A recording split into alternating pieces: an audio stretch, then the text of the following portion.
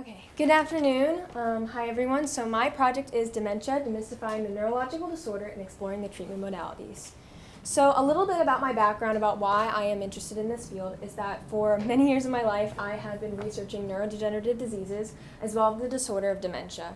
Unfortunately, I have a personal connection to it as my great-grandmother and my grandmother do suffer with dementia, and I've had to witness the effects of it among my family, and I do think it is one of the most crucial disorders that is important to research and to advocate for. So that is why I'm here today, is to advocate for that and be a part of the awareness.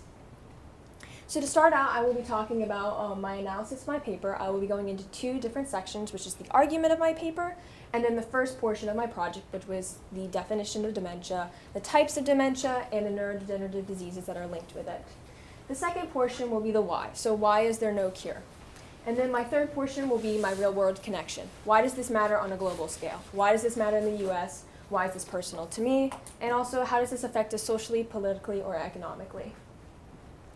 So like I said, for my first portion, I'll be going into the argument. So what do I want to know? What is my question? What was I asking here? And my question was, what is the prognosis for dementia currently and in the future? And what is my argument for this? Basically, what I was stated is that there is no cure currently for dementia. However, I do think it is so possible in the future that there will be a cure with the new advanced technology that is occurring. However, I do not think there is no one currently, and due to the fact of there is not enough resources, there are too many theories, not enough facts, and that is just currently, but however, I do think in the future it will be a possibility. So this is now onto the portion of my definition of dementia. So I'm going to be talking about simply what is dementia. So this is a little bit of the definition on the medical term that you can search up on pretty much any medical article. However, I will make it more general. So dementia is a loss of ability to think, learn, and remember. So basically, inside your brain, your cells are starting to degenerate and die, and this slowly loses your ability, like I said, to remember things, and that is usually what is associated with. And then my second question was, what are the different types of dementia? So there are two branches of dementia. There's vascular dementia and non-vascular dementia. And to not get these confused, I'm going to talk a little bit about what are the differences between the two. So vascular dementia occurs from either cerebral vascular disease or an impact of the cerebral blood flow to the brain. While you have with non-vascular dementia occurs when there's neurotoxin protein pathogens that will then affect your homeostasis cellular pathways, and that is where we associate most dementia, which is non-vascular dementia, because a majority of dementia is through non-vascular dementia, and that is where you associate all of your neurodegenerative diseases. Vascular dementia is one of the most least common forms of dementia, however, it is still pretty prevalent. So to go in a little bit more detail about the differences between the two, like I said, vascular dementia occurs after cerebral vascular disease or from some cerebral blood flow impact. However, the common symptoms between the two is that vascular dementia is more focused on, vascular dementia is more focused on the differences between symptoms like behavioral change or any cognitive change, thinking processes, while non-vascular dementia, we usually associate the symptom with excessive memory loss. So that is what we are seeing with usually the most common types of dementia. And to talk a little bit about what that means, I'm going to explain to you some neurodegenerative diseases that cause non-vascular dementia, and that are the most common that we associate a dementia with. So the first one I'm going to talk about is Alzheimer's disease. So Alzheimer's disease is the loss of brain cells, and basically what occurs is that your brain cells will degenerate over time. It occurs in around 60 to 80% of older patients, and is the most common form of non-vascular dementia. Usually the biggest symptom for Alzheimer's disease is excessive memory loss, and that is where we see for that portion. Dementia with Lewy bodies is another neurodegenerative disease that has these Lewy bodies, which are protein deposits that will form a blockage in the brain, and that will basically prevent any blood flow that goes in towards the brain. And what occurs is the biggest symptom for dementia with Lewy bodies is behavioral change. That is one of the most common symptoms that occurs for that specific type of dementia, neurodegenerative disease under dementia. And then we have frontotemporal dementia, which it's in its name. It's your frontal lobe or your temporal lobe that is being affected, where the brain flow to there is being disrupted. And what that causes, usually the biggest symptom from frontotemporal dementia is usually your cognitive processes are being affected, so your day-to-day life activities will be much different from when you before you had a neurodegenerative disease, as well as your ability to think and process information.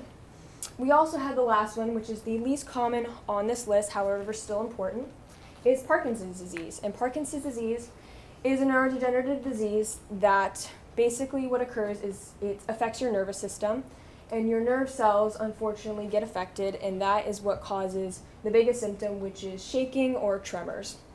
So that is another neurodegenerative disease. However, this can seem a little confusing because I think with the neurodegenerative diseases, we are a little unsure of the misdiagnosing, since there is the diseases and the disorders. Because dementia is a disorder, while these neurodegenerative diseases are diseases. And what's the difference between the two? So dementia as a disorder, basically the definition of a disorder is that it's multiple symptoms that have multiple causes. While with a disease, you have your symptoms and usually one specific cause, or there are at least some factors that will lead to a specific solution for it. While with a disorder, it's much harder to find a solution for. And usually, in this case, people misdiagnose or misinterpret, I should say, the disorder of dementia with Alzheimer's because many people think they are correlated. However, they are not, as dementia is a disorder, and like I said, Alzheimer's is a disease. So the second portion I'm going to go into a little bit of detail with is why is there no cure for dementia, and what is the future prognosis for dementia. So why is there no cure? You can go into a little bit of detail about what this means, but like I said, dementia is a very complex health problem. It has over 50 causes, so that is why it's unlikely to find a single cure. There are multiple different reasons for why it can occur. Like I said, for the causes for these neurodegenerative diseases or dementia in general, they're based on environmental factors, they're based on genetic factors, it can vary, and there's not one specific cause for it. So what does that lead us to? What can we do now, and what can we do in the future to find some sort of cure for it, as there is no cure currently? So while there's no cure, like I said, I do believe there are profound advancements that I have learned in my research and from medical experts that have advised me for some possible advancements that have occurred to find a cure. So one of those starts with discovering and researching stem cells with dementia, which is called stem cell replacement. Basically, this is usually used in early onset dementia, which is around the age of, it can occur from around the ages of 35. And usually what happens is they will take the stem cells and send them to a lab, and this can help with, like I said, early onset dementia. We also have immunotherapy, which is often used in cancer patients. However, it has been used as a treatment to help with some of the symptoms, as it, like I said, immunotherapy stands for helping the body's immune system. So this has helped with some of the symptoms for dementia. We also have a branch of that, which is gene-based therapy, which takes specific genes, which is usually used in genetic cases with dementia, such as Huntington's disease, where you have it takes a specific gene and it targets it and alters it. And then lastly, one of the most common forms of treatment modalities is understanding new medicines and usage of present medication. So this is just in general medications. However, this is technically the most efficient form of treatment that there is on this list. However, it is also a lengthy process, as it requires more approval from the government, it requires more money and more time efficiently. However, it technically is the most efficient way because you are taking previous medication and using it for dementia, but it's still been a process and still requires a lot of experimentation. So this work comes into my last treatment modality that I personally believe, and many people also agree, that is the most important form of treating dementia currently, as there is no cure for it currently, which is prevention. So what does that mean? Prevention is the ability to trace whatever the symptoms and the starts of a disease, specifically for the neurodegenerative diseases or the disorder of dementia, to find the specific symptoms and what you can do to slowly stop yourself, to figure out what you can do to just annihilate the disease in general, because the goal is to not get a neurodegenerative disease before you get the disorder of dementia in general. However, to kind of annihilate that factor of getting dementia as a whole. And a lot of these treatments, like I said, while there is no cure currently, these are a possible way to help slow down the symptoms, lengthen someone's life expectancy, and then also for people who have early onset dementia or cases where they're slowly starting to get the symptoms but not necessarily there yet. It can, in some cases, slow down the progression in an excessive amount or completely stop it. However, there is no treatment or cure, like I said, currently. So lastly, this is my aspect of my, just in general, my project that I didn't do on my paper. However, I thought it was important to include in my presentation, which is what is my connection to this research paper, and as a society, why does this matter? Because I think it's important that we talk about this on a global scale as well as on a U.S. scale with economically, socially, and political effects. So I would like to emphasize this line, which I created, which says dementia does not just affect one person, it affects multiple. And that might be kind of difficult to understand because with any disease or any disorder, you are being personally affected by it and you have other people in your life who are also being affected by it. However, with dementia, it is the corruption of the mind in some ways. And with that, you lose a lot of freedom. And I'll go into detail more about that, but your ability to process information gets changed. Your ability to think, like I said, gets changed, gets altered. And in some ways, cases with dementia, patients lose themselves. And that can be really difficult for not only family members or relatives who are witnessing this. However, with just the person itself, you're losing yourself in a way.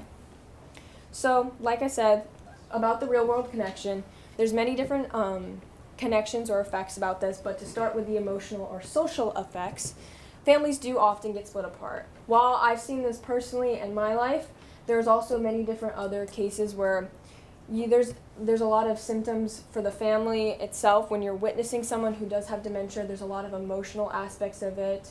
You personally find it a burden in some cases, and while that can be really hard to understand, the actual watching someone with dementia is devastating and can often be sometimes traumatic. So that can often lead families to get split apart. There's very emotional responses within the patient itself, so the person who does actually have dementia can change their identity in some ways. From someone who they used to be can turn into someone different. And also, there's a loss of social situations. So the ability to socialize sometimes can be lost. And then we have, in general, a lack of awareness among society. So personally, I believe that there isn't much awareness for this idea of dementia itself, and people often get dementia confused with neurodegenerative diseases as a whole. They sometimes think it's similar or the same thing, but the symptoms are quite different, and that's why I think it's important for we to analyze the specific diseases as well as the disorder to understand the symptoms and understand the causes for it. And then we also have the economic effects for this, as this is costly. It's a burden for health care. It requires more facilities to be open for these people who do have dementia. There's a need for more assisted living care. There's a need for more retirement homes, jobs for people who need to actually help these people who are suffering with dementia. And like I said, it's $1.3 trillion is the cost of dementia among the world. It's the 7th leading cause of death in the U.S., which might not seem like a lot, and it's only the 7th leading cause, so why should it matter? But in reality, it does matter because it's still something that is significantly important in the world. And like I said, it's costly, it's a burden for health care, and it's devastating to watch on an emotional effect. But it's also, if you think it's difficult to manage in the U.S., it is quite difficult to manage in a third world country, because imagine the economic effects that has on a country that doesn't have the necessary resources to provide any sort of treatment for the symptoms of dementia or find any explanation for what dementia is as a whole. So it's difficult to afford economically, as well as when you get dementia, in some cases, people are also on top of that have the other neurodegenerative diseases on top of it. And then lastly, which I think is the most important issue on this entire list, is the human rights issue. Because there has been many cases in the past and previous where there's been people who were physically and chemically restrained who did have dementia. And in this case, their freedom gets taken away, their rights and their opinions in some ways gets pushed to the side in order to calm them down or to make them more normal for the people that have to deal with them. However, I think that this is just completely unacceptable, and we should not, as a society, lead to a problem as big as this to a human rights issue. And I think that's why it needs to be addressed more, because I think it needs to be understood the misconception between what is dementia as well as what we can do in the future to provide a possible solution for it. And with that, we need time, we need energy, we need money, and we need more experimentation, as like I said, we just don't have enough facts, we only have theories. So this, just to sum this up, this is not my whole works cited, but the first one was just the definition of dementia that I put on the screen before, and then the last one was discussing just the world aspect of it, because that was not my paper. My paper was based on just the medical aspect of dementia. So thank you.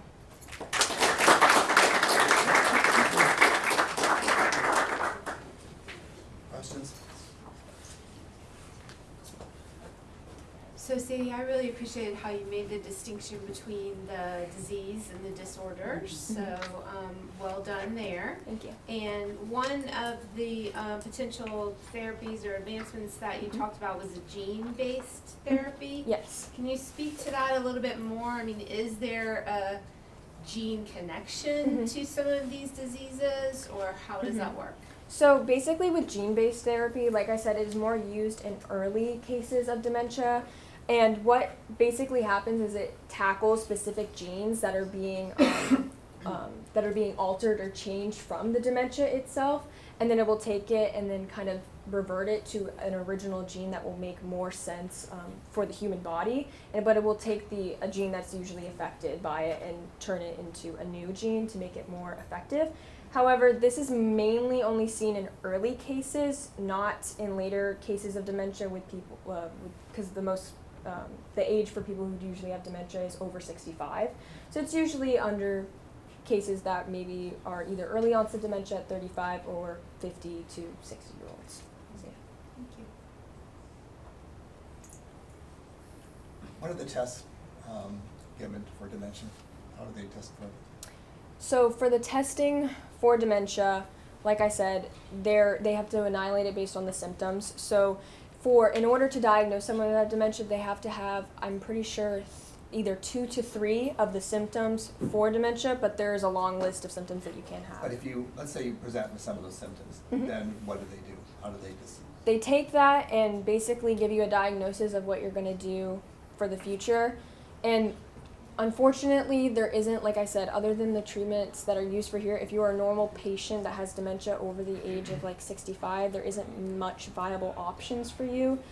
And that's why I'm enhancing the ability to prevent, other than because before we can actually find a specific cure for it, we need to first annihilate the issue itself and start from the beginning rather than it just needs more research in order after that, because really there isn't much to do after you were diagnosed from it. So yeah. Well, I'm just curious because they are coming up with treatment modalities for Alzheimer's. So what would prevent them from doing the same for dementia? Well, the differences between dementia and Alzheimer's are grand because, like I said, Alzheimer's is a disease. So it has multiple different symptoms with specific causes. So they're able to take those causes and use them to find specific treatments. But dementia is a disorder, so it has multiple symptoms with multiple causes. So first they need to annihilate the causes in order to find a possible treatment. Yeah, they need to sum it down, is what I mean. So because of that, and as it says right there, that more than 50 underlying causes, and I think it ties into with the ALS and with cancers or any diseases or disorders in general.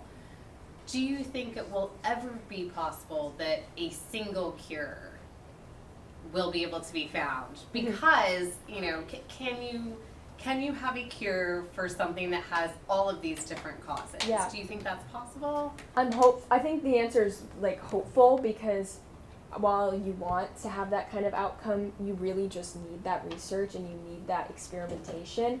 And I'm hoping at some point in my life I can be involved in this, because this is something I'm definitely interested in, and started it because I wanted to help my own family members. And I'm hopeful. However, I think first we need awareness before we can actually start with the process of continuing to fund for this research and fund for this experimentation. So I believe that it is possible. Do I think it will happen in the next 5-10 years? No. But do I think it could happen in the future? Yes, but not the near future, in my opinion. Yeah. Thank you. I appreciated that you used the term human rights. Mm-hmm. I think there is a perception of you get old, you get dementia, you're kind of pushed aside and Yeah. the young people keep going. And I don't know, there was just such dignity in that term, and I appreciated that you used that. Yeah, thank you. Yeah, I think that if all these factors are important, right? When you analyze any problem, you want to analyze the emotional and social effects, but importantly, the economic effects, how this affects us as a grand whole society. But really, the importance is, does it affect what we already have? And that is a human, like, it affects a person's ability to make their own decisions and look at it, like, because in some ways, like, by using physical and chemical restraints, like, you could classify that as like abuse in many different ways, and that already is unacceptable. And to not only take the rights of someone for their own speech by doing it physically is just drastic. And I think that if it comes to this, like it already has, there needs to be something done about it. And one thing I just thought of while you were talking about this, so especially I think with the early onset, but you know, people are career oriented a lot, as we found out. Thank you, Grace. And working a lot longer too, I think. So I feel like, you know, if you have somebody between 60 to 70 and they're starting to see some of these symptoms, you're losing some of your experts in certain fields, probably, right? Yeah. So could you talk about what you think those economic or political, maybe I shouldn't say anything, effects might be from that aspect of it? From losing like careers where people are From losing people that have been in the workforce or been in a field for a long time, and all of a sudden they have these symptoms, and so you have, you know, maybe like a plethora of wisdom that might be leaving a career because of this. Like someone who's like turning 70 or something. I don't know. I'm just maybe. Well, it's drastic. I mean, dementia, unfortunately, is common. And, I mean, the fact that it occurs so commonly with an aging population is already a prevalent, like, issue that is occurring not only in the U.S. but in the world. And the fact that we are also losing, like you said, like, professionals and experts from it can be difficult as, like, I mean, we've seen in the media definitely examples of people who have definitely lost themselves with some sort of disorders such as this, and it's difficult because then it leaves a younger generation to have to follow like an image of that where you kind of it just doesn't give enough. I feel like if we had more awareness for it and gave more people opportunities to research about it and know about it at the start, then it would give more like experience for that younger generation to really help solve or find an issue, solution, like I said, for this here. So yeah.